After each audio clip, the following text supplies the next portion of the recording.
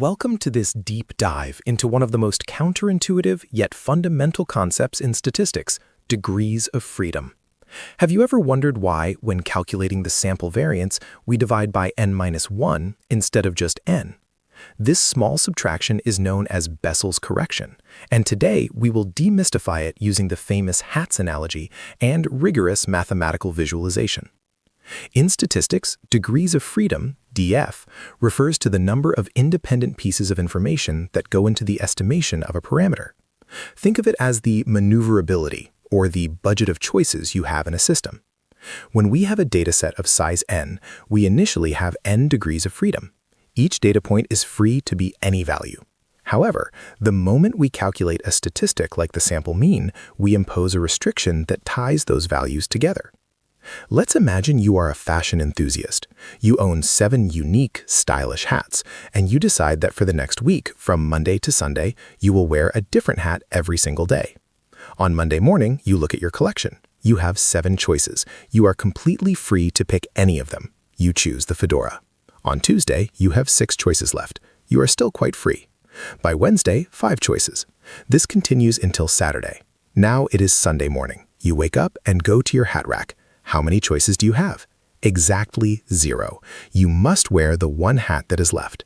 You had freedom for the first 6 days, n-1, but on the final day, your choice was predetermined by your previous decisions and the constraint that you must wear all 7 hats in 7 days.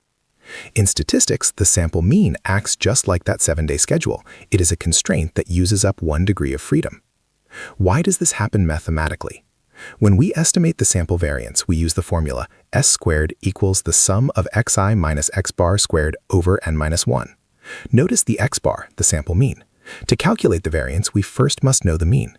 The mathematical property at play here is that the sum of the deviations from the mean must always equal 0. The sum of xi minus x bar equals 0. If I know the mean and I know n-1 values in the dataset, the nth value is mathematically forced to be a specific number to satisfy this equation. If we ignored this and divided by n, we would face a problem called bias. Because the sample mean x bar is calculated from the sample itself, it is naturally closer to the sample data points than the true population mean mu would be. Therefore, the squared deviations xi minus x bar squared tend to be slightly smaller than the true squared deviations xi minus mu squared. Dividing by a smaller number, n-1 instead of n, compensates for the shrunken numerator, giving us an unbiased estimate for the population variance. This concept isn't just for hats or simple averages. It scales up to complex models. In a simple linear regression, we estimate 2 parameters, the intercept and the slope. Consequently, we lose 2 degrees of freedom, and our residual analysis uses n-2. In a world of big data where n is in the millions, n-1 versus n makes almost no difference. But in small sample clinical trials or specialized manufacturing tests, this 1 degree is the difference between a valid scientific discovery and a statistical error. In summary, degrees of freedom represent the independent dimensions in our data. The n-1 rule is our way of acknowledging that every time we estimate a parameter, we spend a piece of our information budget.